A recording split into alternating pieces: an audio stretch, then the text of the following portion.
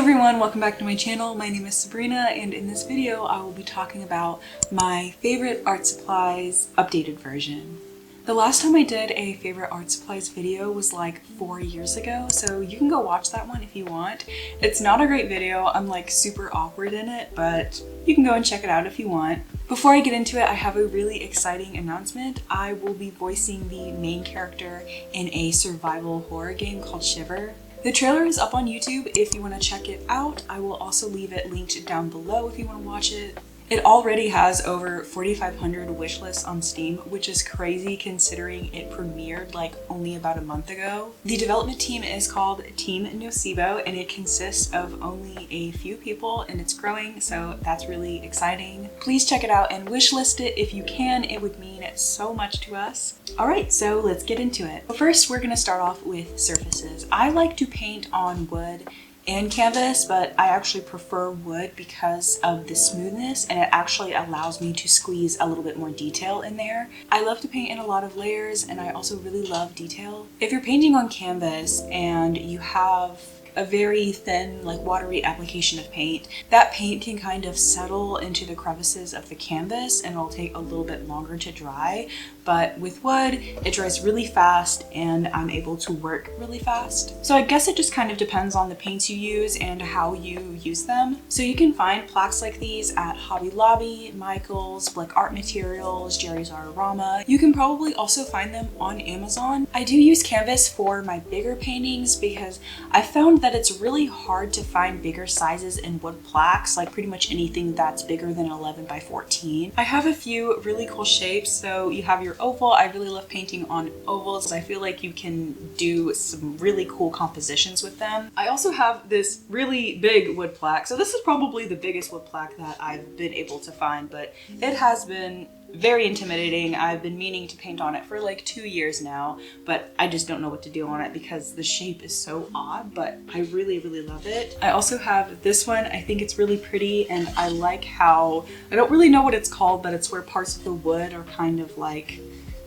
carved in, if that makes sense. But I got this one, and I also got this really big one, both from Michael's. This one is going to be so fun to paint on. I'm really excited to do a video on this. And around the holidays, I like to get these little wood slice ornaments. These are perfect for like pet portraits. That's actually exactly what I do around the holidays, is I will do a custom pet portrait. I'll just pick a yarn color that I really like and I'll thread it through the hole.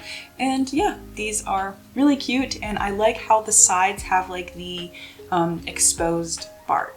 Now we're going to talk about preparation and my favorite products to make sure that my wood is ready to paint on and nice and protected. As far as wood, you're probably going to want to sand it, really depending on where you get it. It might be a little bit rough, might have some like wood splinters on it.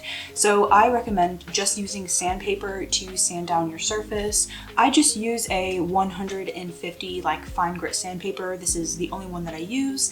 And sometimes I will sand it, I will wipe off the dust and do just like a couple more sandings. Please make sure that you wear a mask in a well-ventilated area just to make sure that you're not breathing in any of the particles that come up. I'm going to move on to the other prep products. So this one you don't necessarily need to use on wood if you're just doing acrylic on wood, but if you plan on using oil on your wood, you will need that extra layer of protection that is not gesso. So that's where PVA size comes in. Why does it sound like a commercial?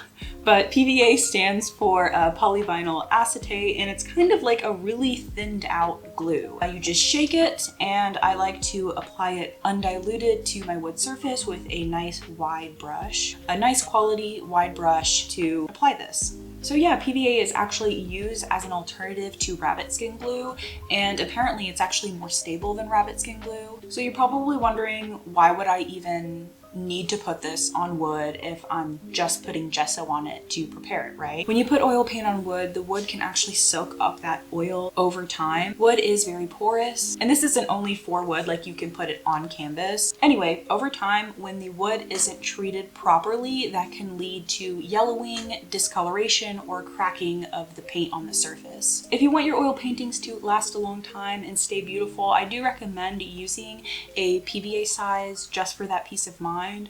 I obviously can't say whether or not it like works like right in front of my eyes, because this is kind of more of like a preventative measure. All right, so now we're moving on to gesso, which is still under the preparation umbrella. So I like to use the Liquitex Basics acrylic gesso. This is just your regular white gesso. I like to do about 2 or 3 layers of this on my wood. I like to do about 2 or 3 layers of this on the wood panel. I can't think anymore. But yeah, you definitely need some water to thin this out because it's a little bit stubborn when you're trying to apply it to the surface. I like to just have a little bowl of water. I'll take my brush, dip it into the water, and apply it onto the wood with the gesso. This stuff isn't super opaque, so I do recommend at least 2 layers. You might even need like a 3rd layer. I also really like the Liquitex clear gesso. This is perfect for any wood pieces that you have that beautiful wood grain and you want to preserve that grain when you're working. Here's kind of what I'm talking about, but here is like a little wood slice ornament, but you can kind of see, you know, the wood grain. This goes on kind of like a milky white, but it does dry translucent. So now we're moving on to paint.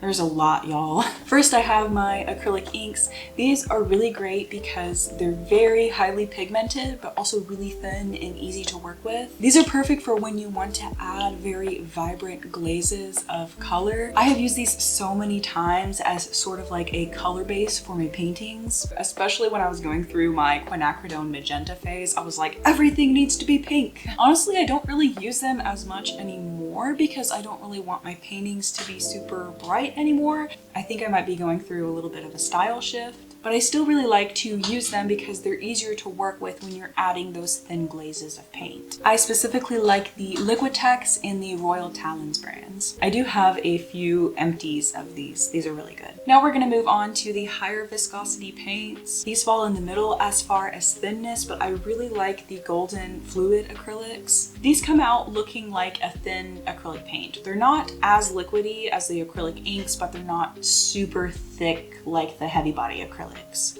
I don't ever use like a specific type of paint by themselves. I will combine acrylic paints, these fluid paints, and also heavy body, just kind of like all in the same painting. It really just depends on what colors I have. Now I'm moving on to the heavy body acrylic paints. These are very viscous, hardly any flowing at all right out of the tube. I like Utrecht. I really don't know if I'm pronouncing that correctly. I will probably look it up and let you know. Liquitex, Golden, and Holbein. I love all of those acrylic brands. These are all artist/professional grade paints, but my favorite current colors are cadmium red hue, alizarin crimson hue, cadmium yellow hue, cobalt blue, phthalo blue, burnt sienna, titanium white, and ivory black. Those are all the paints that I've just been using lately. I feel like with those colors, I can mix a lot of other different colors. When it comes to paint, you definitely get what you pay for. I feel like the artist or professional grade paints have a better consistency and they also have more pigment. But honestly, just use what you can. Practicing is really what matters. So that's pretty much it for acrylics. I'm gonna move on to oil paints now. So you have your traditional oil paints and you have your water-soluble oil paints. I have used both of them, but lately I just like to use water-soluble oil paints. I am more used to using them, so I'm going to go over the types that I use. So for those, I like to use the Holbein Duo Aqua Oil Paints. These are fantastic. They pretty much perform exactly like traditional oils. And the thing is with water-soluble is they're really not that much different than traditional oils. They still take practically forever to dry. I also really like the Lucas Berlin paints. So you can use water to thin these out, and this might just be me, but I feel like the water kind of dulls the paints. So instead of using water, you can also use certain water-soluble thinners that they have out on the market. So I've used this Winsor & Newton water soluble thinner before. I don't have the bottle because I actually used all of it. That is of course a medium, but I'm going to get into mediums here in a bit. Overall, I do like to use acrylic paints more because I can work faster with them, but I do actually prefer the feeling of working with oils more.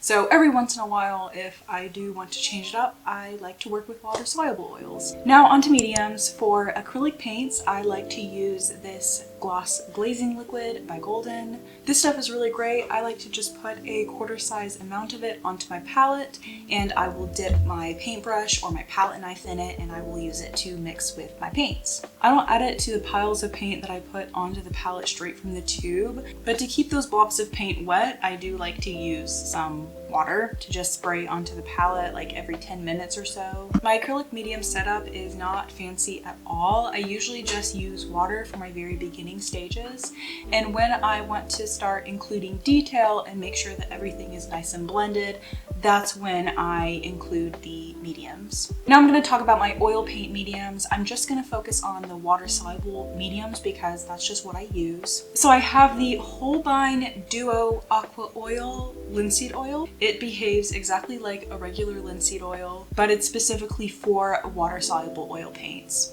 I obviously love this stuff because it is almost empty. I usually just put a very small amount on my palette and mix a little bit of it into my paint. I do recommend putting it in a very small jar though, but make sure the container has a lid because you don't want your linseed oil to oxidize, especially if you're going to use it later. I also like to use the Cobra Fast Drying Medium. So both of these mediums are actually going to make your paint fatter, so you want to make sure that the layers underneath are leaner. And a good lean medium for water soluble oils is obviously water. Another good one that acts more like a solvent is the Winsor & Newton thinner. I mentioned this before. I don't have the bottle anymore because I did use it all. Now this product isn't a medium, but it is a varnish, and I really love the Gambler Gloss by Gamblin. This stuff is fantastic. The consistency is very thin and it's super easy to apply. I have been using this for like probably 5 years, and this is my second bottle and I'm almost finished with it. Last thing I'm going to talk about are the tools that I use to paint. So as far as paintbrushes, I don't use any super expensive paintbrushes. I for the most part like to use Master's Touch paintbrushes and also Utrecht. Again, I'm sorry if I'm not pronouncing that correctly. Sometimes I even like to buy the brush packs at craft stores. Just make sure that you don't buy anything super cheap because you don't want any bristles falling out when you're painting because it will make it near impossible to get anything done. Lately for detail work, I have been loving the Golden Maple brushes. These are super fine brushes and I love how the handle kind of has like this chubbier part so it's a little bit easier to grip. But these are fantastic quality, and of course my cat is using the scratch pad again. I also really love the carrying case that it comes with. I got this as a Christmas gift and it's probably one of the most thoughtful gifts that I've ever gotten. But yeah, with it being in a really nice case, that also kind of forces me to want to take care of them even more because it looks so fancy. But yeah, these are super great for detail and I really love them. As far as palettes, I really like the Blick disposable palette. It's like a pad that comes with like 50 sheets, and every time I use a page, I always try to use it as many times as I can, just so I make sure that I'm not being like super wasteful. And also, like, the piles of paint actually kind of like peel off really easy. There we go. And then you can just kind of put paint there again, and I really love that. So I have been using this for probably like a year now and I'm still not finished with it. So I really like it. This is what the cover looks like. So I talked about this a little bit previously, but I have my little mini glass water bottle just filled with water, and it has a very nice fine mist on it, but I like to spray this on my palette like every 10 minutes or so to make sure my paints stay nice and wet. And when it comes to acrylic paints, They dry so fast, so it's really important to make sure that they stay moist, but you also don't want them sitting in like piles of water. But that's why it's really important to make sure that the mist is super fine on your water bottle. And here I have my little Tombow mechanical pencil with 0.5 lead. It also comes with an eraser that you can kind of twist out. I literally burned out through all the erasers, so I don't have it anymore. But this pencil is like super good. I've been really loving mechanical pencils lately because I don't have to worry about sharpening them. And it's also this really adorable light pink color, so it makes me really happy every time I sketch with it. Now these things aren't really supplies, but I thought I'd go ahead and mention them because I use them a lot when I'm making art. But I have my Apple Pencil, and this is kind of like an older generation. This is definitely not the updated version. But of course it has a little nib that you can unscrew if you need to replace it, and then you have the end right here that you can plug into your iPad to charge it, and I got this for like $100. And I also have my iPad, which has Procreate on it. I think at the time Procreate was only $10, so I spent $10 on Procreate, and I use my Apple Pencil on Procreate. So that is pretty much it. Those are all of my current favorite art supplies. I might even remake this video 2 years from now. I might even make a video on this like every 2 years, but this is currently what I'm using and what I really like using. Thank you so much for watching this video and making it to the end of the video. I really appreciate it. Comment down below if you have anything to add pertaining to the things I've talked about in this video. Don't forget to follow me on my socials. I will leave them up here, and I'll also put them down below in the description. Thank you so much for watching, and I will see you in the next video. Bye!